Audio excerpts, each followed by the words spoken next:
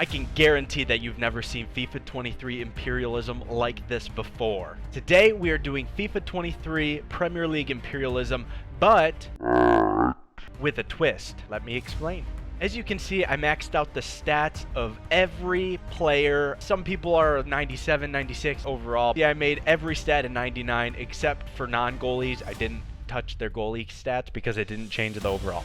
In case you haven't seen this concept yet, we have the map of England with all of their counties, and each team is in their correct county. The goal is to be the last team standing. We end up spinning 2 wheels that look like that to determine what team goes where and what direction they head. And if they run into a team following that arrow, we have a game. And if there isn't a team, they just take over that region. I think we're going to have some crazy happen in this episode, so let's see. First spin of the wheel gets us Wolves, and they're heading to the northwest. Nothing in that region, so they end up taking Staffordshire unopposed. This is followed up by Southampton, also to the northwest, taking over Wiltshire. And on the next spin, we end up getting our first game, Crystal Palace versus Chelsea, the first battle for London. This game took a while to warm up, but in the 54th minute, Eze says, "Hey Chelsea, you stink. We're the better blue London team." Only 8 minutes later, Palace decide to make it a sweaty affair, and they just have a cheeky little pass across goal to put the Eagles up 2-0. Jumping into the 81st minute, Enzo Fernandez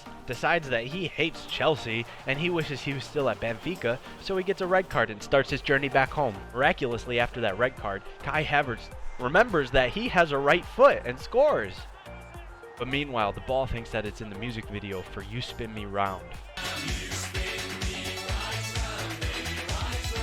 Unfortunately for the Blue Kittens, they are out of the tournament, and Eze decides to wave them goodbye. The next spin, we see Liverpool taking on Everton. They are only separated by a mile, and there's about as much love in this matchup as in most American marriages. First goal of the game goes to Thiago on a very slippery shot. Klopp decides to celebrate by showing us his best Mike Tyson impression. But as good as Klopp's punching skills are, they met their match with Calvert-Lewin as he evens him up. However, that tie did not last long thanks to Curly Q here scoring another goal for Liverpool.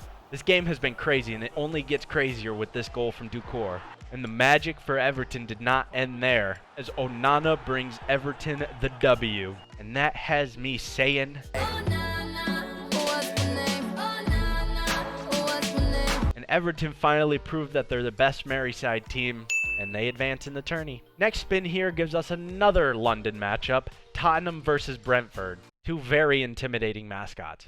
The 2Ks are going to spoil my dreams of having 2 United rivals lose in the first round. With this goal in the 59th minute by Kulusevski, and then in the 75th minute by Harry Kane, whatever slang for pickle you want to use. Balancing chickens knock out the Angry Bees, and they stay in the tournament. And following that snooze fest, Wolves move north into Cheshire, Leicester moves southwest into Warwickshire. It's actually a sick name. And if you thought that Balancing Cox game was bad, this Leicester Aston Villa game was worse. The only goal was in the 10th minute by Titi, and he gets the Angry Cats to advance. After the wheel giving me Brentford and multiple spins to the south, it finally graces us with a different direction, and they get to take over Somerset. And we've got another match on the agenda, Fulham versus the Balancing Chickens. Get in.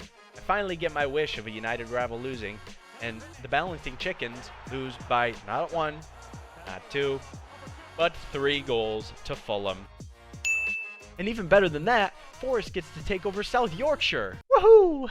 For the next match of the episode, we've got West Ham taking on Arsenal. Another riveting match here, as it took 84 minutes to get the first goal, thanks to Lucas Paqueta. Arteta is so upset that Moyes goes over and makes him feel better with a little smooch. West Ham takes over another piece of London. Brighton moves into West Sussex.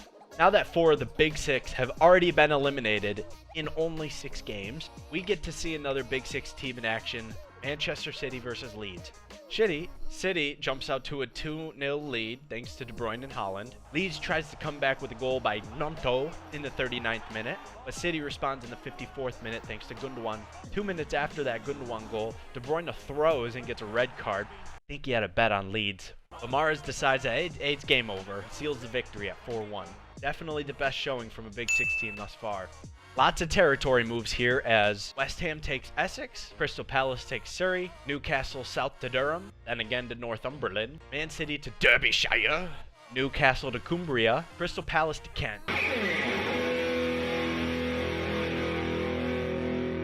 Finally, Nottingham is selected to move south into Leicester territory. Unlike game number 1 from Leicester, they take a little bit longer to find the back of the net, but thanks to Harry Barnes, they do so. And that is quickly negated by a goal from Johnson in the 44th minute. However, that wouldn't stop Leicester as they go on to find another goal in the 61st minute. Barnes finds the back of the net in the 88th minute to give him the brace and Leicester the 3-1 win.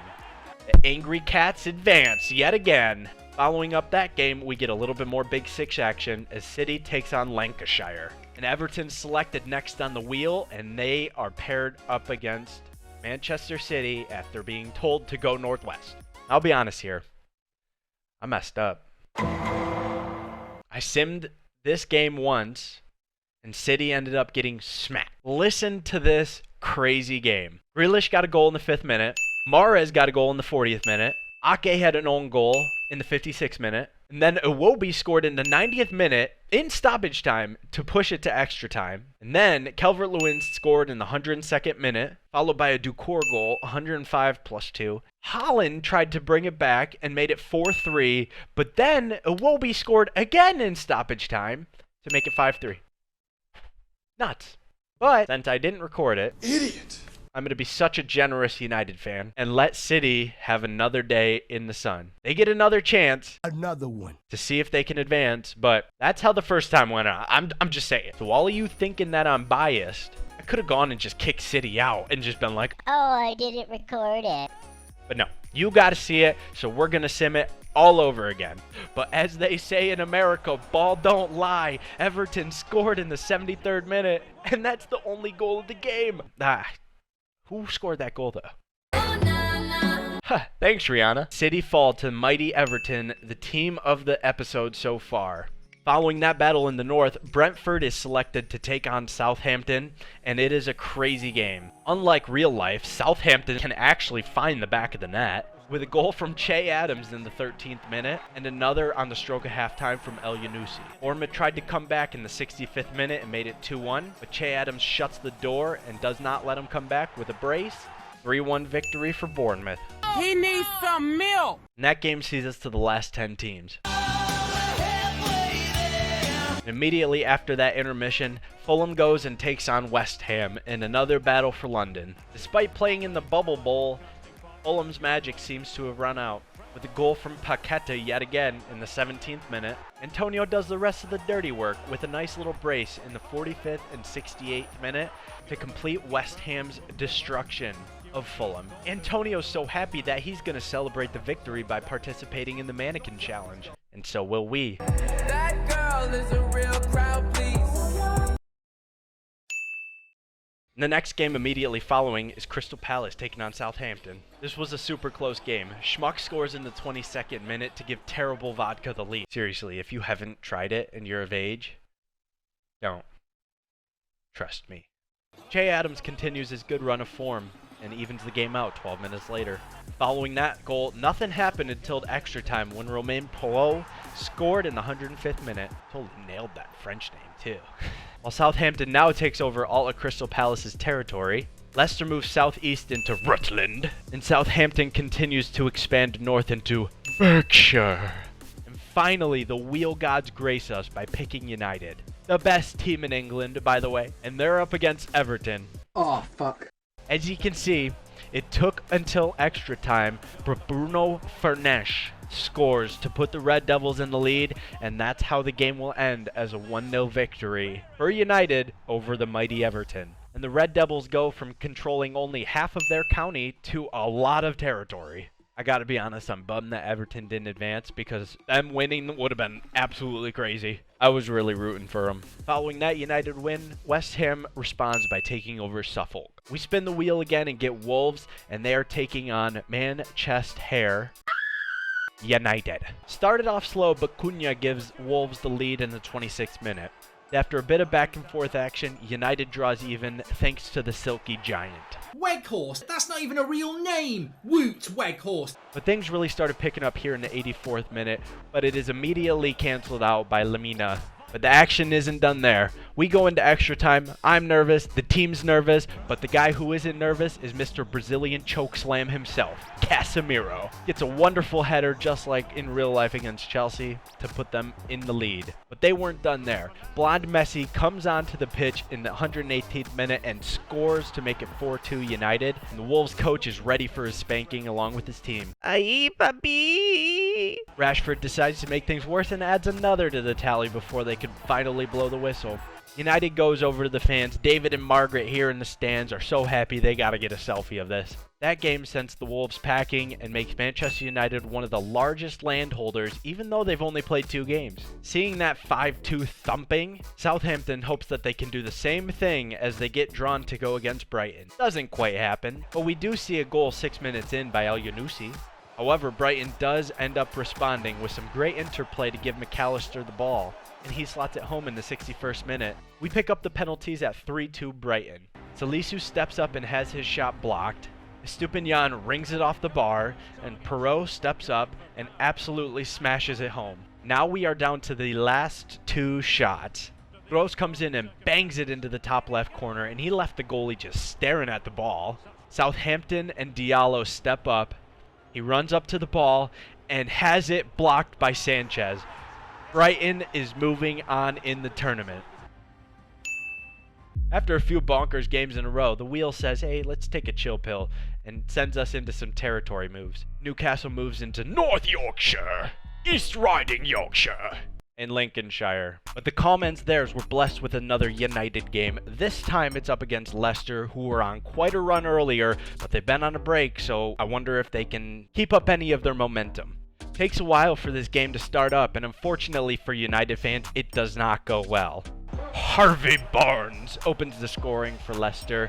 Iheanacho adds to their total with a great solo left-footed goal, and Titty seals the deal on this game, and that is a 3-0 victory for Leicester. And since I am a United fan, I'm sure you want to see my reaction. Here it is. How the hell do you lose that, United? Come on! I swear to God, every freaking time. You can't win even with a 99 overall team. And you have a better team than Leicester. How? United just disappoints me every goddamn time. Every time they have the opportunity.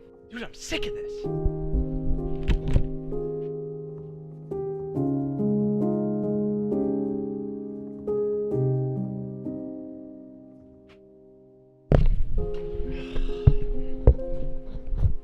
Can't even wear their kit anymore. I'm so disgusted.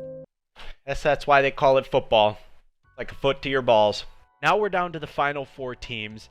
One of them hasn't even played yet, but I just jinxed them, and they are coming up against Leicester. Unfortunately for the Blue Mini Cats, they should have saved some of that goal scoring in the last game.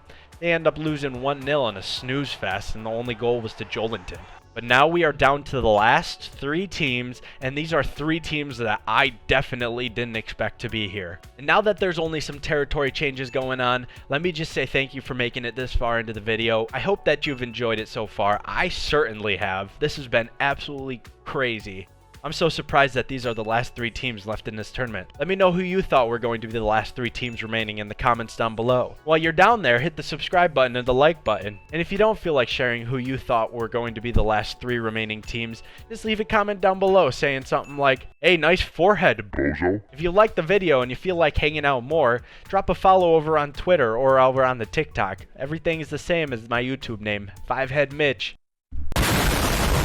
But with that out of the way, we are finally up to our penultimate match, Brighton against Newcastle. This starts out in the 36th minute by a great goal from Danny Welbeck, and the annoying Birds take the lead. Trippier says, hey, I've only played 1 game so far, and he responds with a big goal to tie the game up, but unfortunately for the team in black and white, the annoying Birds take the lead once again in the 3rd minute of extra time with a stellar goal to give Brighton the victory. Brighton fans were so excited, these twins found another set of twins that were sitting next to them and decided to start partying. And here we are, 2 teams that I did not expect to make the final, West Ham and Brighton. I'm just glad it's not City and Liverpool, but I gotta say this wheel has done a great job in giving us some good matchups. The wheel is just formality at this point. We know what's coming up. We're going to hop into it. 6 minutes in, Danny Welbeck gets the opening goal. Absolute stunner from the former Manchester United man. Obviously why it was a good one. But on the stroke of halftime, Benrahma levels it up with a magical header that makes the goal want to fly away. Wingardium Leviosa, bitches. In the 88th minute, Kara Matoma says, "Give me that ball," and smacks an absolute banger with the left foot into the top corner. Top titties, top 90, and he wins it for Brighton. West Ham fans cannot believe they just lost to these squawking seagulls. And there you have it, FIFA 23 Imperialism, but every player has maxed out stats. I love how this ended up playing out because you did not see any Big Six team anywhere near the final. Liverpool, Arsenal, Chelsea all got knocked out in the first game. Manchester City got upset in their second game to the mighty Everton, still my champion. But Brighton are your winners of this, and I love that they won this. I hope you enjoyed the episode. Leave a like, comment, subscription. Let me know what you thought of the episode. I appreciate you being here, taking the time to watch this video. I want to do a lot more videos like this, and I think these type of weird versions of imperialism are awesome. So let me know what you want to see next in the comments down below. I'm thinking we might have to go Bundesliga next because that's usually a really unbalanced league, and I think that would be crazy. But if you've got any comments on what league or scenario you want to see next, leave them down below. But thank you so much for watching. It does mean a lot to me. I feel so much closer to you knowing that you made it this far. Have a great rest of your day. Thank you again for watching, and this forehead will see you in the next video.